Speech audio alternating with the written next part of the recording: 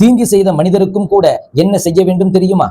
முன்னோர்கள் நமக்கு சொல்லி தருவார்கள். அஹமது இப்னு ஹம்பல் ரஹ்மத்துல்லாஹி அலைஹி அவர்களை பற்றி சொல்லப்படுகிறது, மிகப்பெரிய நற்குணவாதியாக இருந்தார்கள். எந்த அளவிற்கு தெரியுமா?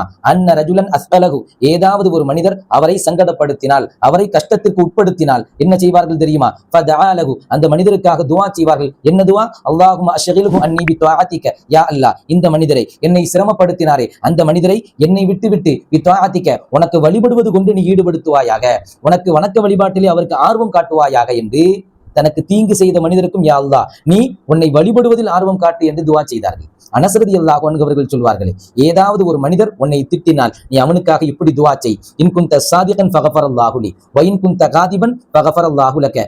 மனிதா, இன் குன்த சாதிகன், நீ உண்மையாளராக இருந்தால் ஃபகஃபரல்லாஹு லி, அல்லாஹ் என்னை மன்னிக்கட்டும். வ இன் குன்த காதிபன், நீ பொய்யனாக இருந்து நான் உண்மையாளராக இருந்தால் ஃபகஃபரல்லாஹு லக, அல்லாஹ் உன்னை மன்னிக்கட்டும் என்று துஆ செய்யுங்கள் என்று அனஸ் ரலியல்லாஹு அன்ஹு அவர்கள் நமக்கு சொல்லி தருவார்கள். ஆக யார் நமக்கு தீங்கு செய்தாலும், நம்மை திட்டினாலும் கூட அவருக்கு எதிராக நீங்கள் பதுவா செய்ய வேண்டாம், அவருக்கு எதிராக நீங்கள் வசைபாட வேண்டாம். அல்லாஹ்விடத்தில் அவரை சீர்திருத்தும்படி நீங்கள் கையேந்தி துவா செய்யுங்கள் என்று முன்னோர்கள் நமக்கு சொல்லி தருவார்களே.